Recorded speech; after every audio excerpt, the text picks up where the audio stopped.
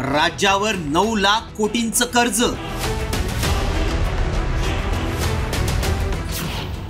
26 लाख लाडकीची नावं गायब।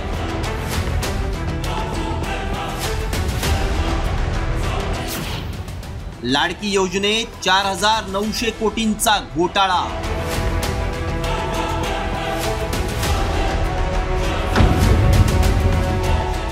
बोगस लाभार्थ्यांमुळे चर्चेत आलेली लाडकी बहीण योजना आता पुन्हा वादाच्या भोवऱ्यात अडकली आहे। लाडकीचा निधी भावांनी आणि सरकारी लाडक्यांनी पळवल्यावर विरोधकांनी सत्ताधाऱ्यांना घेरलं होतं।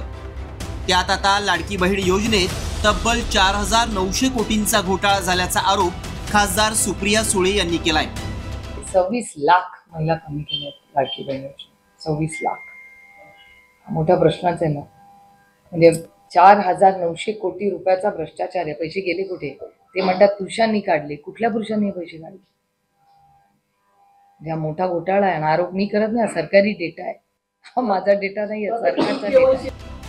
दरम्यान याच लाडकीमुळे राज्याच्या तिजोरीवर भार वाढत असून वर्षाअखेरपर्यंत कर्जाचा आकडा 9,32,000 कोटींवर पोहोचण्याचा अंदाज वर्तवण्यात येतोय।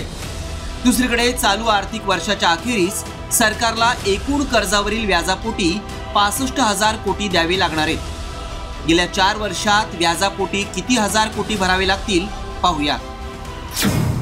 2022-23 मध्ये 41,689, 2023-24 मध्ये 45,652, 2024-25 मध्ये 54,687 आणि 2025-26 मध्ये 64,659 कोटी। याआधी स्टेट बँक ऑफ इंडियानंही एका अहवालात लाडकी बहीण सारख्या योजनांमुळे महाराष्ट्र सरकारची आर्थिक घडी विस्कटू शकते असं स्पष्ट केलं होतं। त्यातच मंत्र्यांच्या मतदारसंघातच हजारो बोगस लाडकींना लाभ मिळाल्याचं उघड झालं होतं।